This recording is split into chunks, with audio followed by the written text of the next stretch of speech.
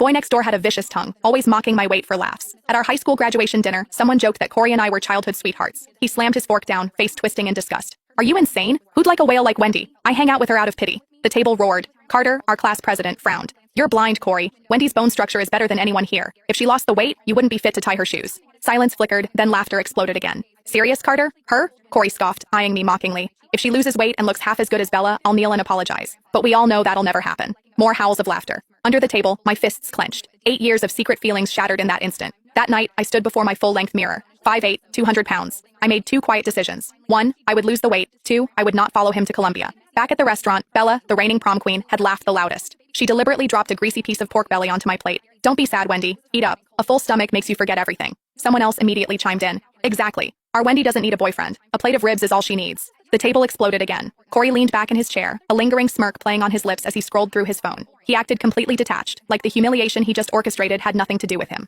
Carter shot him a dark look but chose not to start a fight. Meanwhile, Bella leaned over and whispered something directly into Corey's ear. Corey let out a low, husky chuckle. It wasn't loud, but in the chaotic room, I heard it perfectly. I set my chopsticks down on the ceramic rest. I'm heading out. Bella instantly plastered on a mask of fake concern. Wendy, please don't be mad. We were honestly just joking around. I ignored her completely. I grabbed my purse and walked toward the exit. As I passed Corey's chair, he didn't even bother to look up. He was too busy texting Bella. I stopped right beside him. Corey? He finally lifted his head, his eyes laced with heavy impatience. What? Every single word you said today. My voice was eerily quiet. One day, you are going to regret them. He raised an eyebrow, letting out a dismissive scoff. Me? Regret? I guarantee you I will never. I didn't stick around to hear the rest. I pushed the heavy restaurant doors open and walked out into the night. The street was suffocatingly quiet. My hands were shaking violently, but I refused to let a single tear fall. It wasn't that I didn't feel the pain. It was because it hurt so deeply that crying felt completely useless. My best friend Gemma chased after me, grabbing my wrist tightly. Wendy, I swear to God I will go back in there right now and dump a drink on his... Gemma. I cut her off, my voice raw and scraped hollow. Just walk with me. The amber streetlights stretched our shadows out across the pavement. We walked for a long time before I finally spoke again.